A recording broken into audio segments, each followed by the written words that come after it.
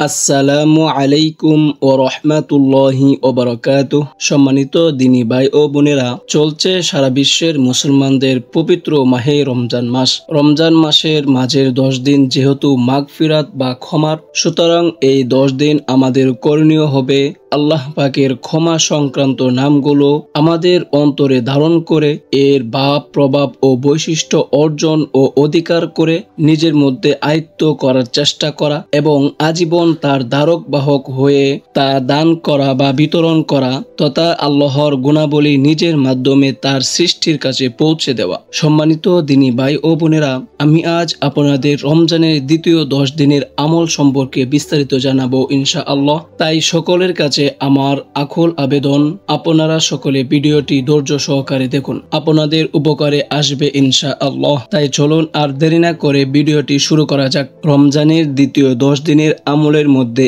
1 number আমল হচ্ছে তওবা ও ইস্তিগফার বৃদ্ধি করা। রমজানের দ্বিতীয় দশক হলো মাগফিরাত বা আল্লাহর ক্ষমা লাভের বিশেষ সময়। এই সময়ে আমাদের উচিত আন্তরিকভাবে আল্লাহর কাছে তওবা করা এবং গুনাহ থেকে মুক্তির জন্য তার দরবারে প্রার্থনা করা। তওবা করার পদ্ধতি: প্রথমে নিজের কৃত গুনাহ সম্পর্কে অনুতপ্ত হওয়া, দ্বিতীয় সত্যিকারের মন থেকে আল্লাহর কাছে ক্ষমা চাওয়া, তৃতীয় ভবিষ্যতে ওই গুনাহ পুনরায় না করার দৃঢ় সংকল্প গ্রহণ করা। যদি গুনাহের কারণে কারো প্রতি অন্যায় করা হয়ে থাকে তবে তার কাছে ক্ষমা চেয়ে নেওয়া বা তার হক ফিরিয়ে দেওয়া। ইস্তিগফারের দোয়া: আল্লাহুম্মা ইন্নাকা আফুউন তুহিব্বুল আফওয়া ফা'ফু আন্নী। অর্থ: হে আল্লাহ, তুমি অত্যন্ত ক্ষমাশীল, তুমি ক্ষমা করতে ভালোবাসো, তাই আমাকে ক্ষমা করো। অন্য একটি ইস্তিগফারের দোয়া: আস্তাগফিরুল্লাহাল্লাযী লা ইলাহা ইল্লা হুয়াল হাইয়ুল কাইয়্যুম ওয়া আতুবু ইলাইহি। এর অর্থ হচ্ছে, আমি আল্লাহর কাছে ক্ষমা চাই, যিনি ছাড়া কোনো সত্যিকারের উপাস্য নেই, তিনি চিরঞ্জীব, সর্বত্র বিরাজমান, আমি তার দিকে ফিরে আসছি। সম্মানিত দিনী ভাই ও বোনেরা, রমজানের দ্বিতীয় 10 দিনের আমল এর মধ্যে দ্বিতীয় নম্বর আমল হচ্ছে তাহাজ্জুদ নামাজ আদায় করা। তাহাজ্জুদ নামাজ হলো রাতের সবচেয়ে গুরুত্বপূর্ণ নফল নামাজ। এটি আল্লাহর সঙ্গে ঘনিষ্ঠতা অর্জনের শ্রেষ্ঠ উপায়। বিশেষত রমজানের দ্বিতীয় দশকে এই নামাজের প্রতি গুরুত্ব দেওয়া উচিত, কারণ এটি গুনাহ মাফ ও দোয়া কবুলের অন্যতম মাধ্যম। রাসূল সাল্লাল্লাহু আলাইহি ওয়াসাল্লাম বলেছেন, আমাদের প্রতিপালক প্রতি রাতের শেষ তৃতীয়াংশের নিকটবর্তী আসমানে নেমে আসেন এবং বলেন, কে আছো আমাকে ডাকবে,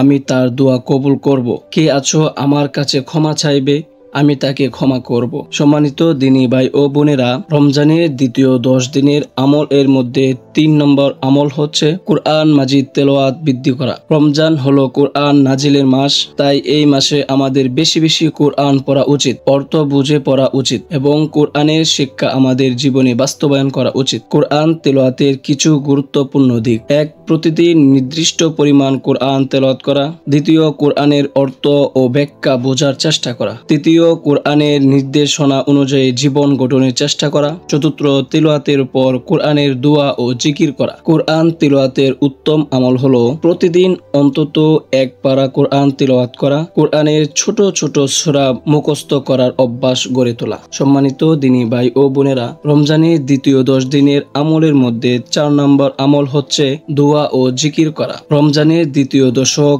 দোয়া ও জিকিরের জন্য অত্যন্ত গুরুত্বপূর্ণ। যেহেতু এটি মাগফিরাতের সময়, তাই এই সময় বেশি বেশি দোয়া করলে আল্লাহ আমাদের গুনাহ ক্ষমা করে দেবেন। গুরুত্বপূর্ণ কিছু জিকির: সুবহানাল্লাহি ওয়া বিহামদিহি, সুবহানাল্লাহিল আযীম, লা ইলাহা ইল্লাল্লাহু মুহাম্মাদুর রাসূলুল্লাহ, লা হাওলা ওয়ালা কুওয়াতা ইল্লা বিল্লাহ। সম্মানিত দিনী ভাই ও বোনেরা, রমজানের দ্বিতীয় 10 দিনের আমলের মধ্যে 5 নম্বর আমল হচ্ছে বেশি বেশি দান সদকা বৃদ্ধি করা। দান সদকা রমজানের অন্যতম গুরুত্বপূর্ণ আমল। রাসূল সাল্লাল্লাহু আলাইহি ওয়াসাল্লাম বলেছেন, দান সদকা গুনাহগুলোকে এমন ভাবে দূর করে দেয় যেভাবে পানি আগুন নিভিয়ে দেয়। সম্মানিত দিনী ভাই ও বোনেরা, রমজানের দ্বিতীয় 10 দিনের আমলের মধ্যে 6 নম্বর আমল হচ্ছে গুনাহ থেকে বেঁচে থাকা। শুধু খাবার ও পানীয় থেকে বিরত থাকলে রোজা পূর্ণ হয় না, বরং চোখ, কান, মুখ, হাত বা সবকিছুকে সংযত রাখতে হবে। রাসূল সাল্লাল্লাহু আলাইহি ওয়াসাল্লাম বলেছেন,